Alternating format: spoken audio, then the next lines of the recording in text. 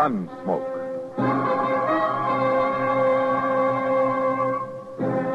Around Dodge City and in the territory on West, there's just one way to handle the killers and the spoilers, and that's with a U.S. Marshal and the smell of gun smoke.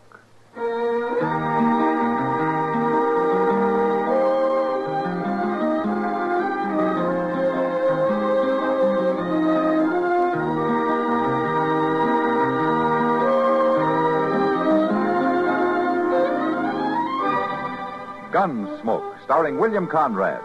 The story of the violence that moved west with young America. And the story of a man who moved with it. I'm that man. Matt Dillon, United States Marshal. The first man they look for and the last they want to meet. It's a chancy job, and it makes a man watchful. And a little lonely.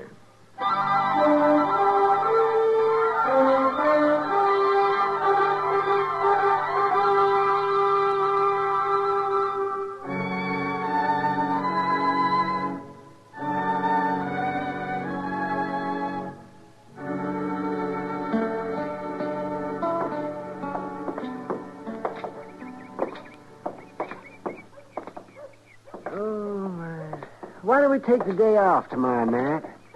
See if we can shoot us a deer. Oh?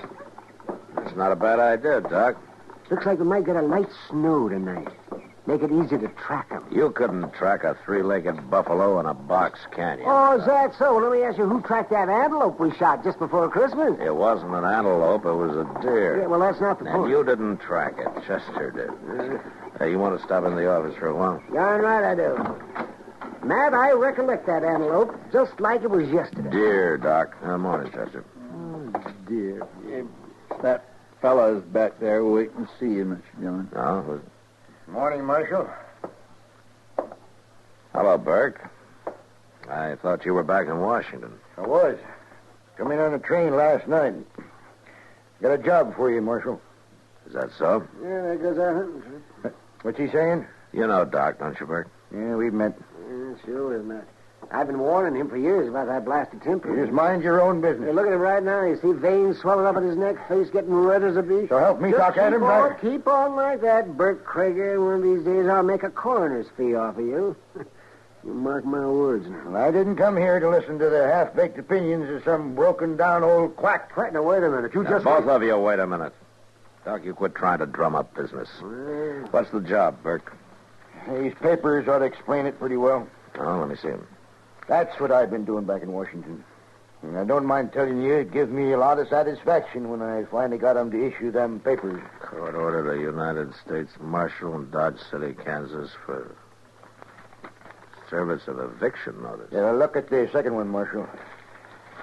It took me pretty near 3 years to get justice done.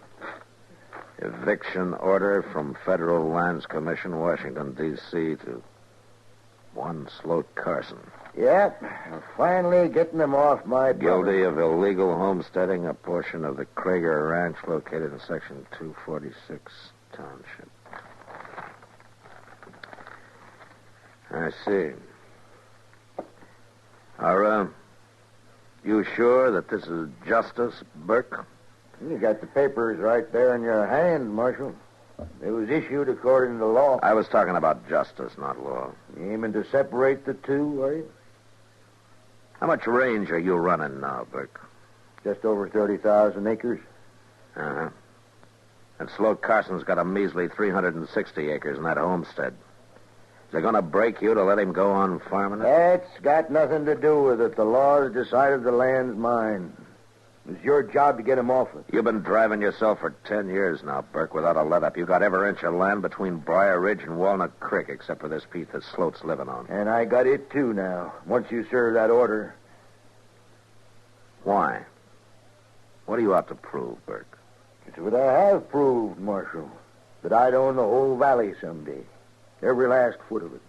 And with Sloat Carson out, I do own it. I gone along all these years keeping the old name Blue Sage Valley. But now that I own it complete, I'm changing that name, Marshal. It's the Krager Ranch now. From here on out. Yeah, from here on out won't be very long if you up and bust a blood vessel. So my son's named Krager, too, I'll remind you. Burke. Sloat's put a lot of work into that place of his. You sure you won't think it over? You got them papers, Marshal. And it's your duty to serve. All right, I'll serve him. I got no choice. And I bid you all good day.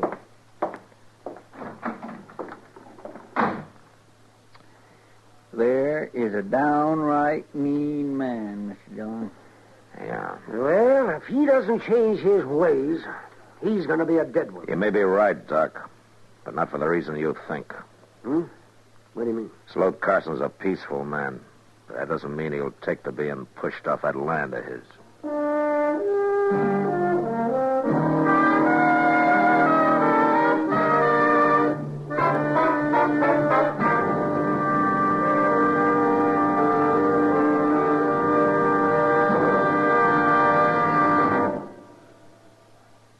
Hello, this is Marvin Miller with another page from your American Heritage scrapbook. It was a portrait of the French hero Lafayette, painted in 1825, that marked the zenith of the artistic career of Samuel Finley Breeze Morse. Yes, the first dots and dashes ever wrought by Morse were blended in oil on a piece of canvas. But lack of funds forced him to abandon his art studies in London, and he accepted America's first professorship of fine arts at the University of New York City. While at the university, he lived in the Tower Garret, and it was there that he experimented with wires and batteries, hoping for an inventive success that would free him financially so he could contribute to the arts of America. Even while conducting his electrical experiments, Morse tried to make his art a paying proposition, but without success. In 1837, he put aside his brushes and constructed the first working model of his telegraph. Symbolically, he used one of his wooden canvas stretchers in the process.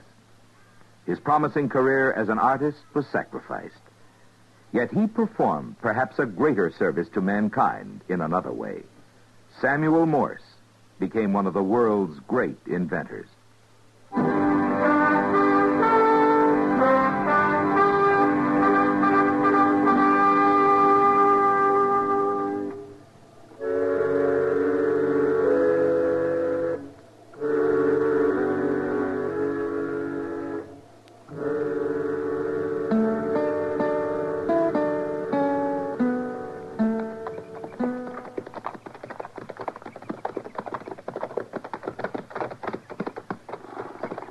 Well, there's no smoke coming out of the chimney, Mr. Dillon. Reckon maybe he ain't to home. He's probably working out in the barn. Let's ride over there.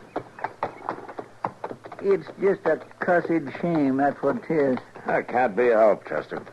Bert Krager don't need this land no more, and he needs a second head. Yeah, he's got a devil on his back, Chester. Krieger Ranch are the only 3 words in the world that mean anything to him. Well, it's a mighty poor reason for putting a man off land he's proved up. Marshal! Chester! How are you, Sloat? Mighty good to see both of you.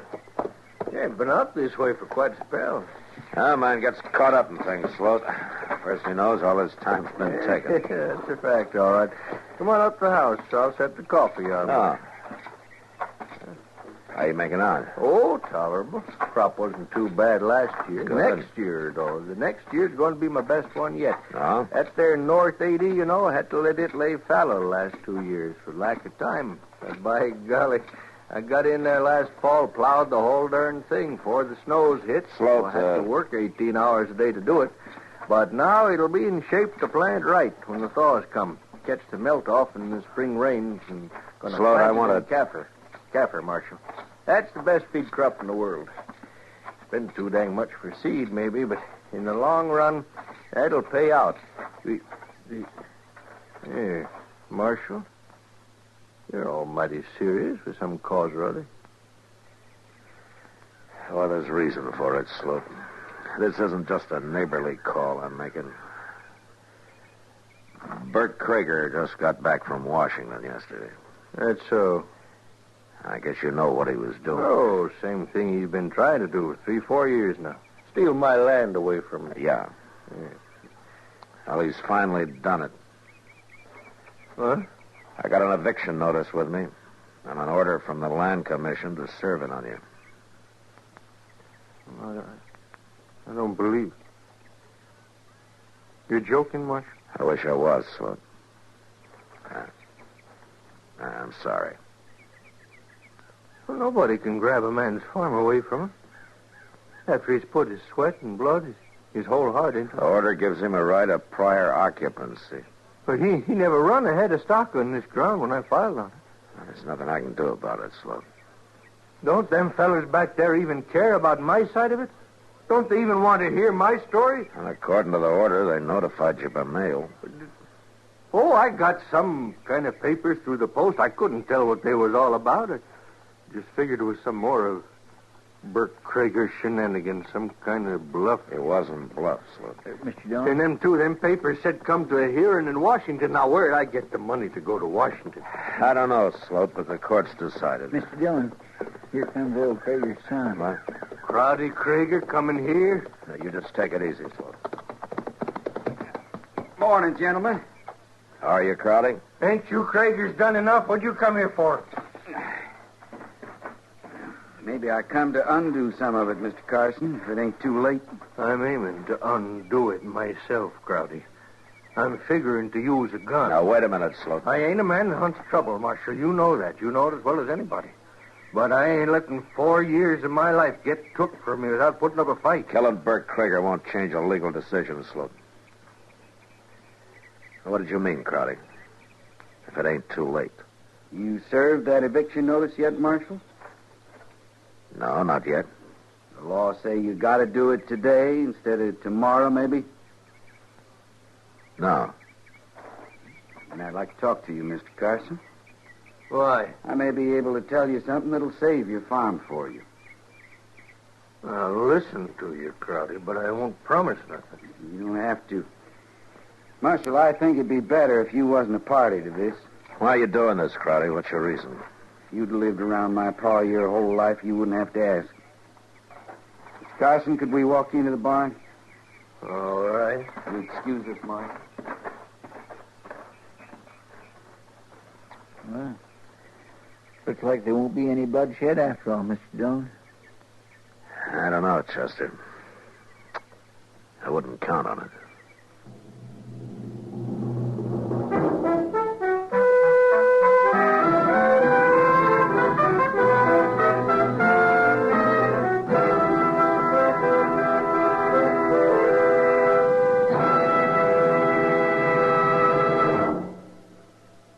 Another visit with Joe and Daphne Forsythe. Joe, honey. Uh-huh. Joe, darling, put down the paper. I've got something important to ask you. Okay. Joe, All right. What? how many savings bonds do we have? What kind of a question is that? A good one. How many? I'm not sure. I'd have to count. And I'm reading the paper. Now, what do you want to know for? Have we got enough to make things comfortable for us? Very comfortable. That's why I buy on a payroll savings plan. A bond a month will give us quite a nest egg for the future. Enough for a college education? Eventually. But who's going to college? Our children, silly. We don't have any yet. Oh? What do you mean? Oh? Better buy some more bonds, honey. Daphne, you mean... We've got a new investment. How about that?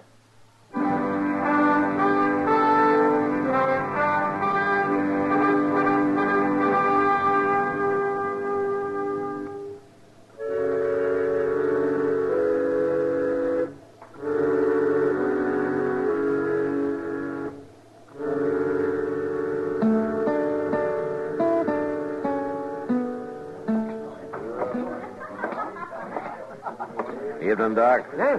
Oh, Matt, well, when'd you get back? This afternoon. Well, how come you're still sober?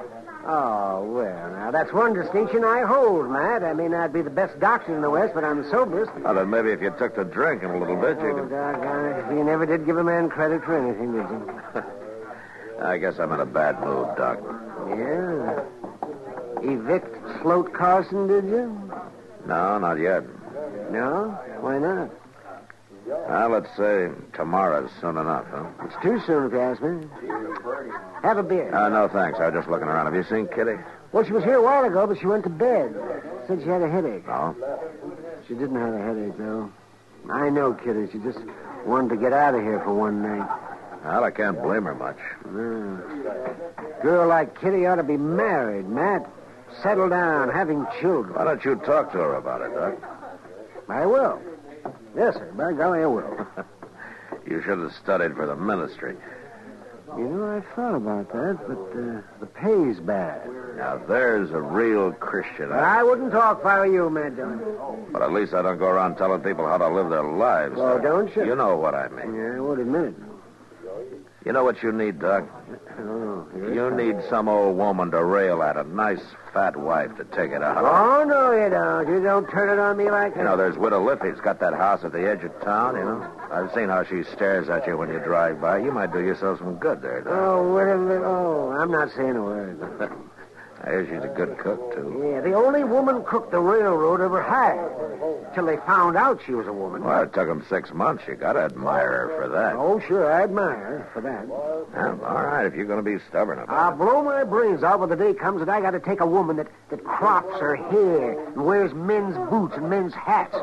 All she needs is a beard and a rifle, and she'd make a good buffalo hunter. it. Female charm sure wasted on you, Doc. Hers is. Mr. Dillon. Oh, yeah, what is it, Chester?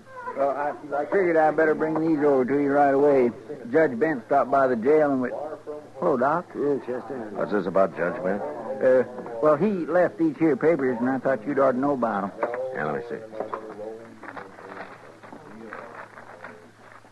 U.S. Marshal Matt Dillon, injunction against service of eviction order number... Order in U.S. District Court enjoining one Burke Krieger from attempting to assume possession of land parcel known as Section 246. Plaintiff, Sloat Carson. Yeah, looks like Sloat's kindly outfoxed old Krager, Mr. Dillon. Yeah, sure does. With young Crowley's help. Well, Judge Bent says the Land Commission's only got jurisdiction in case nobody don't take it to court. He says Sloat could keep this dragging on for years. Well, Chester, it looks like we ride out tomorrow and serve papers on Burke Krieger instead of Sloat. There'll be trouble, sure. Yeah, it probably will.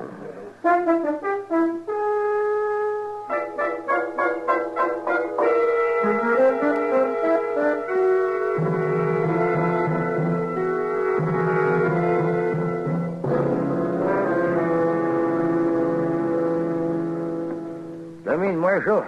Chester. Thanks, Burke. Come on in, sit. Maybe I can rustle up a pot of coffee. No, don't bother. We're not going to be here long. Well, I'll take a minute. There. You served them papers on Sloat Carson, did you? No. What? Why not? As a matter of fact, Burke, we're here to serve some papers on you. What the thunderation you talking Judge about? Bent issued this late yesterday afternoon. You better take a look at it here. What's that old fool doing poking his nose into my business? What's this? It's pretty clear if you read it. I don't have to read it. I know what it is. The only blasted way in the world Carson could have beat me, and he stumbled onto it. In case you're interested, Judge Bent handed down our ruling at the same time to prevent me from serving the eviction notice. And I'll run him off. I'll take a gun to him. I wouldn't advise that you try that, Burke. Marshal? Chester? Come on. How are you, Crowley? What's the trouble, Pa? Trouble. 10 years, that's the trouble. For 10 years I've fought for this valley, foot by foot. And when I get it right in my hand, the last square inch of it, the Krieger Ranch, this fool Sloat Carson blunders onto the one way of blocking me. He didn't blunder onto it. I told him about it. You what? I told him about that loophole in the Land Commission's order. You mentioned it one time, you remember? Are you sneaking young whelp? Here now, you know what Doc said about you getting I'll mad. have the hide off your back. I'll beat you till you scream to have a bullet put in your head. Burke, Stand back, Marshal. put down that horse. I'll cut the daylights out of you. You heard me, You Burke. yellow cur. Pop out! Mr. Krieger.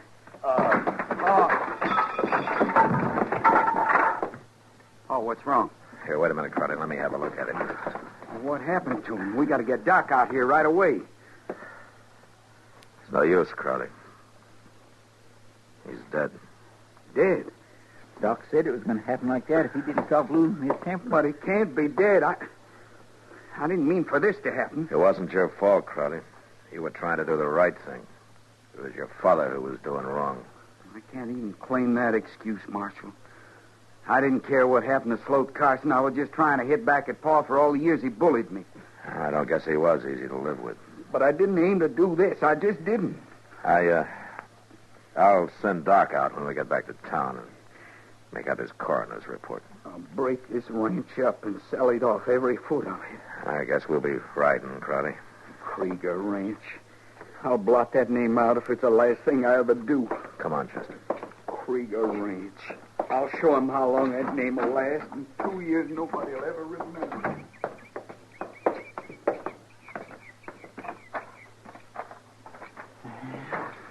A man sure don't live long after he's dead. Well, I guess that depends on how a man lived his life, Chester.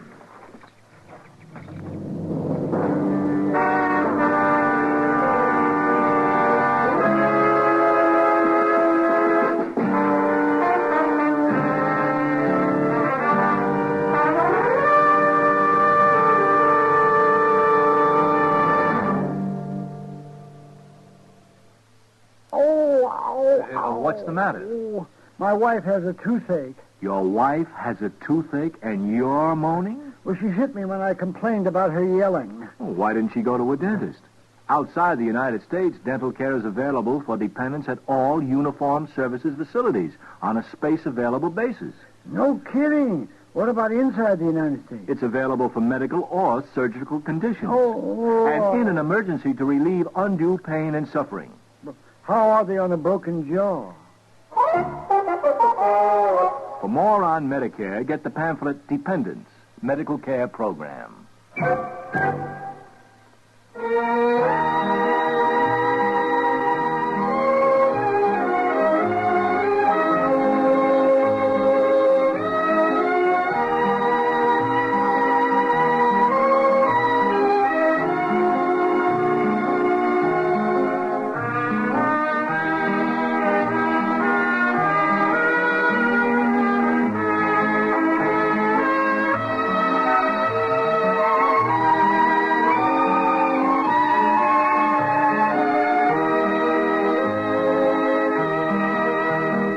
Gunsmoke. Produced and directed by Norman McDonald, stars William Conrad as Matt Dillon, U.S. Marshal. The music was composed and conducted by Rex Corey. Sound patterns were composed by Ray Kemper and Bill James. Featured in the cast were Parley Bear as Chester, Howard McNear as...